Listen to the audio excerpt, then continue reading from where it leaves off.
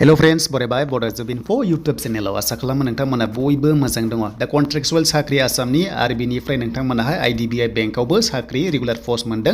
Grade-3 post बेयाव जों नायगोन क्राइटेरिया जे नोंथांमोना हौवाफोर हिनजावफोर गासैबो एलिजिबल जानाय लोगो बे पोस्टआव अनलाइन एबा अफलाइन नोंथांमोना इन्टारभिउ होनो हागोन। दा बिदिब्ला गोबाव खालामा जों नायनोसै अफिशियेल आपडेटखौहाय जाय नोंथांमोना Bodo Info YouTube चेनेलाव गोदान साबस्क्राइब खालामना लाबानो जाबाय। गभर्नमेन्ट साख्रि एन्ड बिनिफ्राय गुबुन स्किमनि बागै ल'ननि बागै नोंथांमोना आपडेटखौ मोननो हागोन। स' बिदिब्ला जों फार्स्टआव नायगोन बेनो जाबाय GIS पोस्टआव आसामनि साख्रि जेराव नोंथांमोना मिशन बासुन्दारानि आन्दारावहाय नोंथांमोना वाक इन इन्टारभिउ होनानै एंगेजमेन्ट जानो हागोन। बेनो जाबाय 11 मान्थ्स नोंथांमोना मावनो मोनगोन आरो बे पोस्टआ जाबाय GIS एसिस्टेन्ट दङ गासै 6 भेकेन्सि दङ। दा बेनिफ्राय नोंथांमोननि खामानिया एबा नोंथांमोननि डिउटिया बे जाबाय नोंथांमोना गुवाहाटीआव दाखिनगावआव जागोन। बेयावनो नोंथांमोना खामानि मावनांगोन। माखासे जब रेसपन्सिबिलिटिस दङ बेयाव नोंथांमोना नायबानो जाबाय स्क्रिनशट खालामनानै एन्ड बेयाव नोंथांमोना फरायनाया बेसेबां जानांगोन बैसोआ बेसेबां जानांगोन सेलारि बेसेबां जों नायनोसै।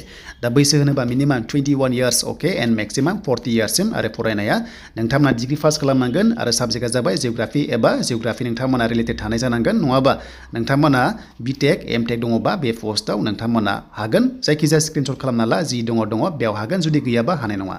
एक्सपिरियेन्सआ दङबा मोजां बाट गैयाबाबो हागोन। बेनिफ्राय नोंथांमोना स्किल रोंनांगोन माखासे कम्पिउटारनि सायाव एन्ड बेनिफ्राय सेलारिया 25,000 निफ्राय 30,000 नि गेजेराव नोंथांमोना पर मान्थ मोननो हागोन।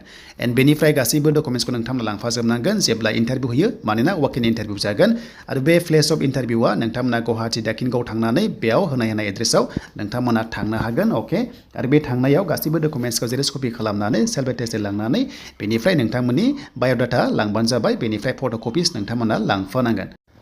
स' बेनिफ्राय बेनि इन्टारभिउ डेटआ 23 फेब्रुवारियाव नोंथांमोना थांनांगोन। जेब्ला साख्रि मोनो 11 मान्थ्स नोंथांमोना बेयाव मावनो मोनगोन। लोगोसे समजों लोगोसे एक्सटेनसन जानायनि चान्सआ दङ। दा बेनिफ्राय जों फैबाय IDBI बेंकनि साख्रि आरो बिनि लिंकआ एक्टिभ जाथ'वाखै आरो जेब्ला एक्टिभ जायो नोंथांमोना अनलाइन एप्लाइ प्रसेस मोनगोन। दा बेयाव एप्लाइ खालामबा नोंथांमोननि क्राइटेरिया बेसेबां नांगौ जों दानिया नायनोसै अफिशियेल नटिफिकेसन। दा बे पोस्टआव नोंथांमोना एसिस्टेन्ट हिसाबै मावनो हागोन IDBI बेंकआव आरो बे पोस्टआ अल इन्डिया। नोंथांमोननि लास्ट डेटआ 26 फेब्रुवारि आरो एक्टिभ जागोन 2 फेब्रुवारियाव नोंथांमोननि अनलाइना जागोन एप्लाइआ। एन्ड जन वाइसआव नोंथांमोना नर्थ इस्ट जन होनोबा कलकातानि जननिफ्राय नोंथांमोना बेयाव एप्लाइ खालामनांगोन। अके बेनिफ्राय पोस्टिंआ आसामाव जागोन। देन बेनिफ्राय नोंथांमोननि बैसोआ नायदो मिनिमाम 20 एन्ड मेक्सिमाम 25 बाट जोंनि एसटिआव 30 इयार्ससिम हागोन आरो फरायनाया डिग्री पास खालामनो हागोन जेबो पार्सेन्ट नाङा। बेनिफ्राय नोंथांमोननि एग्जामा 17 मार्चआव जागोन एन्ड पोस्टआ 500 बेनिफ्राय जोंनि एसटिआव नायोबा 37 दङ। बेनिफ्राय आनरिजार्भड 203 भेकेन्सिस दङ आरो लोगोसे PWD केन्डिडेट्स दङबा नोंथांमोनाबो बे पोस्टआव इलिजिबल जागोन। जास्ट डिग्री पास जाबानो हागोन आरो बेनि नोंथांमोननि पेमेन्ट दानायनि लास्ट डेटआ 26 फेब्रुवारिसिम थागोन आरो बेयाव नोंथांमोना 200 पेमेन्टखौ दानांगोन अनलाइन हिसाबै आरो एग्जामाबो नोंथांमोना अनलाइन जागोन।